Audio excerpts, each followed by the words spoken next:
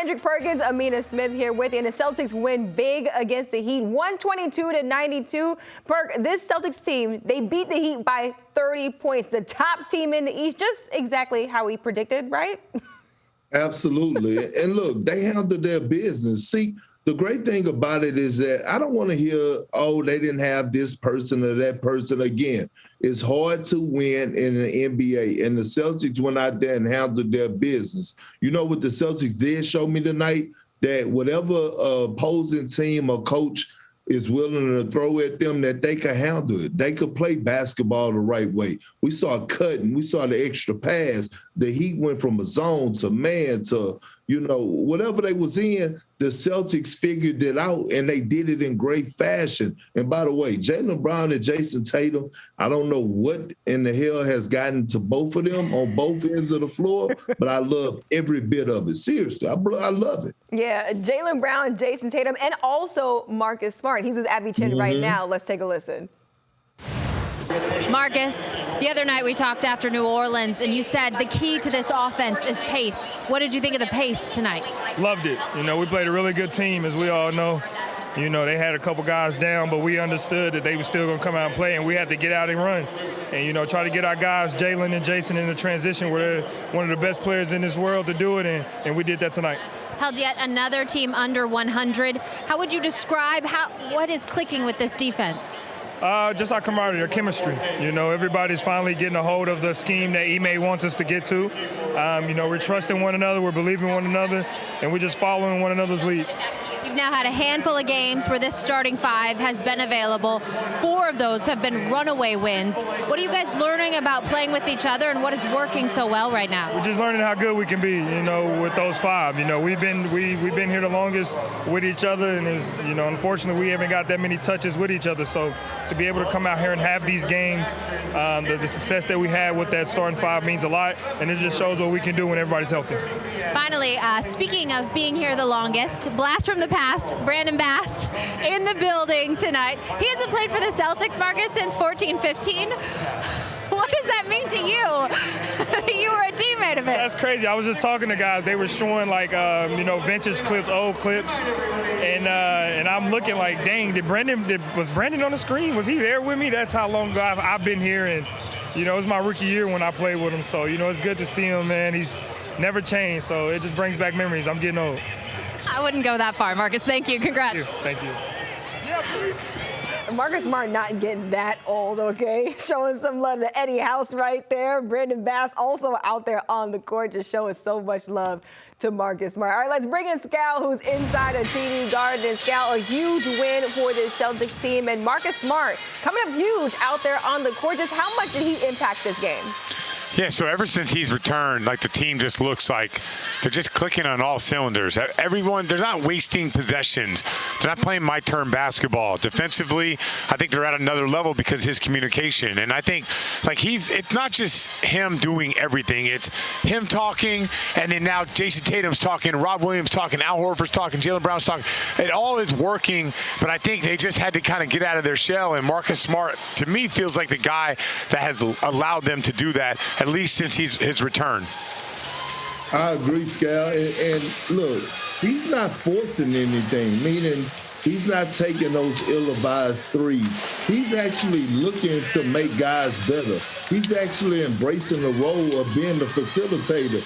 And look, we already know what he's going to bring on the defensive end. But offensively, the way that he's being that floor general, the way that he's orchestrating the offense, it's something beautiful to see. But I said it, last game, post-game, when we were talking about Marcus Smart being out in those games he set out, he was able to evaluate and sit back and watch and say, you know what, this is where I could come in and help at. I could help Jaylen Brown and Jason Tatum be the better version of themselves by going out here and being the facilitator. And he's doing just that. Marcus Smart getting it done. Go ahead, Scal. Yeah, Perk. Let me just ask you. Be straight up with me right here. The Celtics the Celtics basketball IQ has went to a completely different level. And, like, it's frustrating to me when you see a team that's talented, not play with a high IQ and not going at mismatches, but not just, like, force-feeding it, moving the ball around, exploiting it, then making the extra pass. Like, I don't know how you see it, but it feels like to me their IQ has just went absolutely off the charts since Rob Williams and Marcus Smart has returned, especially that starting group. It has, and I think it's a level of focus.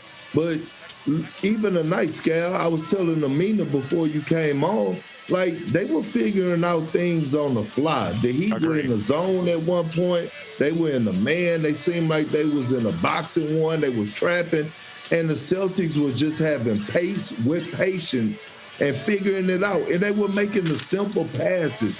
That's the good thing about it. They stopped trying to play hero ball, and they stopped trying to make the home run the pass. We saw a lot of hockey assists. We count the assists that happens throughout the course of the game, but I wonder how many hockey assists the Celtics had tonight or they've been having throughout this previous run.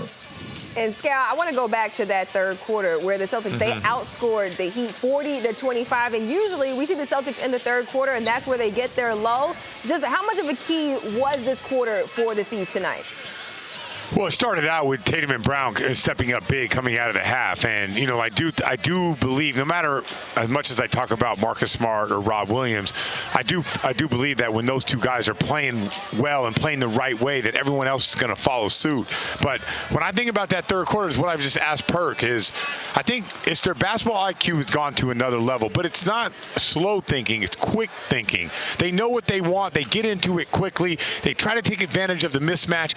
When they double team, that ball's out and it's flying around the perimeter, multiple attacks, not panicking with 7 seconds on the shot clock, not going ISO and saying, I'm just going to take this step back.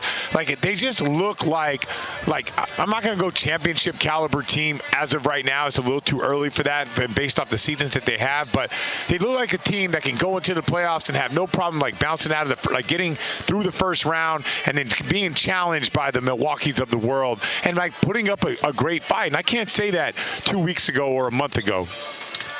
Yeah, I'm with you, Scal, but the third quarter nowadays, especially tonight, looks like they're talking about it at halftime, saying, let's go out here and let's not let up.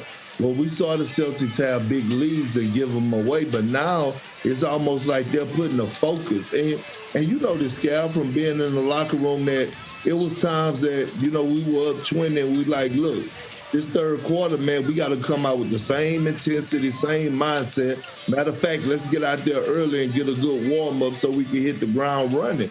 And that's what you're seeing out of the Celtics right now. And I'm with you. Like, when the Celtics play this brand of basketball, especially Jason Tatum and Jaylen Brown, Amina, Sky, I want to ask y'all a question.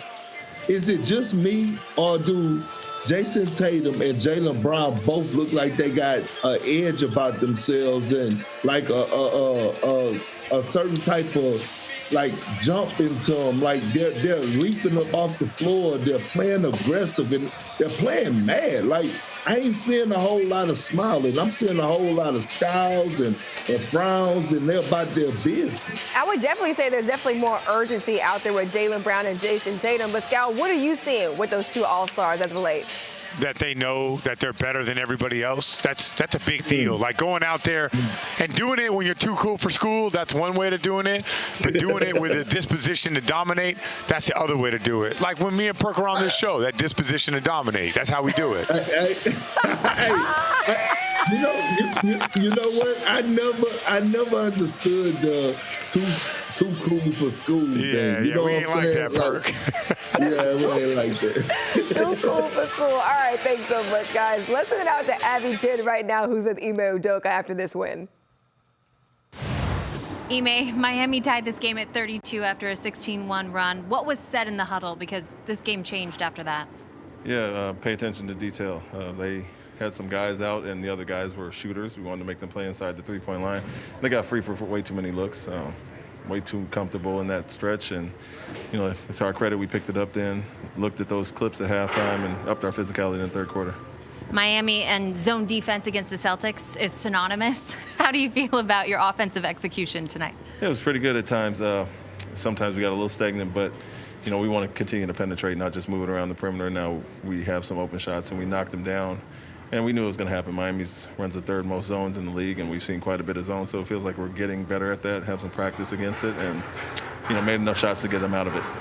Finally, your starting five has been outstanding over this last handful of games. Now that they are consistently available, what are you seeing from that group?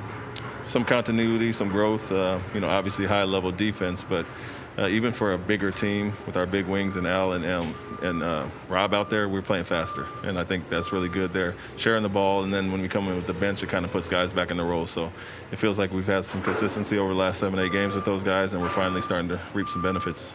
Ime, thank you. Congrats. Thank you.